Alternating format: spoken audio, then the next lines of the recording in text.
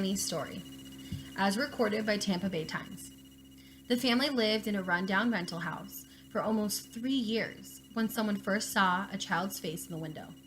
A little girl, pale with dark eyes, lifted a dirty blanket above the broken glass and peered out. Everyone knew a woman lived in the house with her boyfriend and 2 adult sons, but they'd never seen a child there.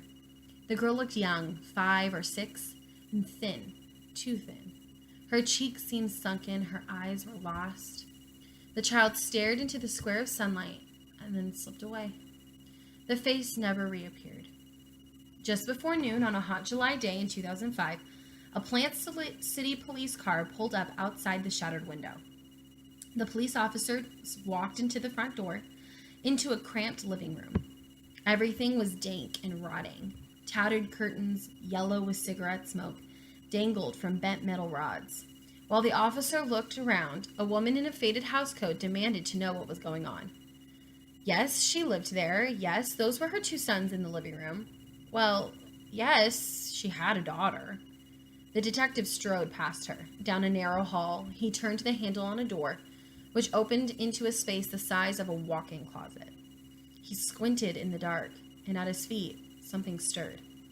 First, he saw the girl's eyes. She wasn't looking at him so much as through him. She lay on a torn, moldy mattress on the floor. Insect bites, rashes, and sores pocketed her skin. "What's your name, honey?" the officer asked. The girl didn't seem to hear. He searched for clothes to dress her, but found only balled-up laundry flecked with feces. So the detective carried the girl out. Her name? Danielle. She was almost 7 years old. She weighed 46 pounds and was malnourished and anemic. In the pediatric intensive care unit, they had to put her on an IV and let her drink from a bottle. Her caseworker determined that she'd never been to school, never seen a doctor. She didn't know how to hold a doll and didn't understand peekaboo. Due to severe neglect, a doctor would write, the child would be disabled for the rest of her life. The gift of foster parents are underrated. As parents or future parents, you will know the true power of the love a parent can give a child and the importance of that love. My research includes government websites, acclaimed journals, well-respected newspapers, and first-hand blogs. First, I will describe the harm of lack of loving foster parents.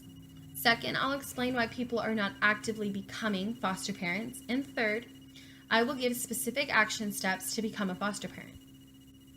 Loving foster parents are widely needed. There are a large number of foster kids ending up in prison. 14% of inmates have been in the foster care system, and 35% are arrested while in foster care, according to a California study in Contra Costa County. There is an increasing number of homeless foster kids. Many foster youth end up running away for one reason or another while in foster care. Do you know what the number of youth who ran away from foster care was in 2013? It was 6,189.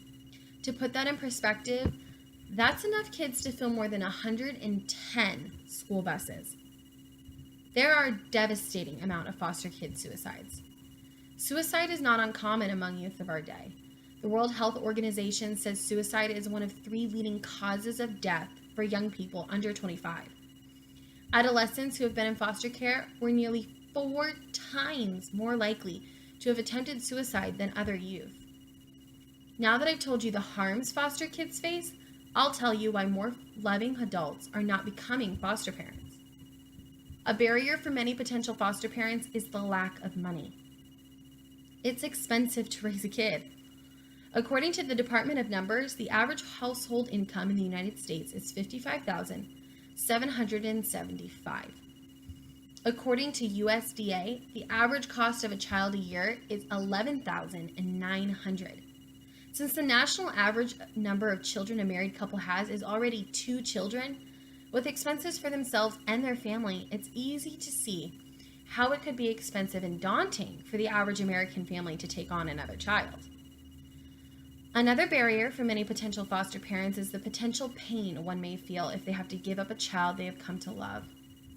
Jeremiah Creighton, age unknown, and the foster A foster father and former foster child himself said, "Foster parents are supposed to take this kid in that's been abused and neglected, mistreated, dust him all off, heal all the wounds. Then as soon as he starts getting healthy, we're supposed to gracefully give him back. We signed up for it, I know, but my heart gets all twisted up." Now that I have told you why many are not becoming foster parents, I'll tell you how you can overcome that and become one. You get paid to be a foster parent. You can go to the Department of Utah Foster Care Rates to get information on compensation. There are many resources available to you as a foster parent, including group sessions where you can get together and they can help you with any pain or sadness or devastation you feel when giving up a child and the best ways to overcome them. First, I discussed the harms of the lack of loving foster parents. Second, I explained why some do not become foster parents. And third, I gave ways to overcome the obstacles of becoming a foster parent. Loving foster parents are like sun to flowers. Without them, the kids won't grow. If we had more people who are willing to help a precious child like Danielle, who has been abused by her parents and in need of a loving, stable environment, then many children would be given a better chance at life. If you remember, Danny, as she goes by now, was determined to never be able to have a normal life, never walk or talk or eat by herself. But a sweet and loving family took her in, loved and cared for her. Now, Danny laughs as she plays in the yard, swings by herself on the swings, can feed herself at dinner, and can say, "I love you" to her family. Thank you.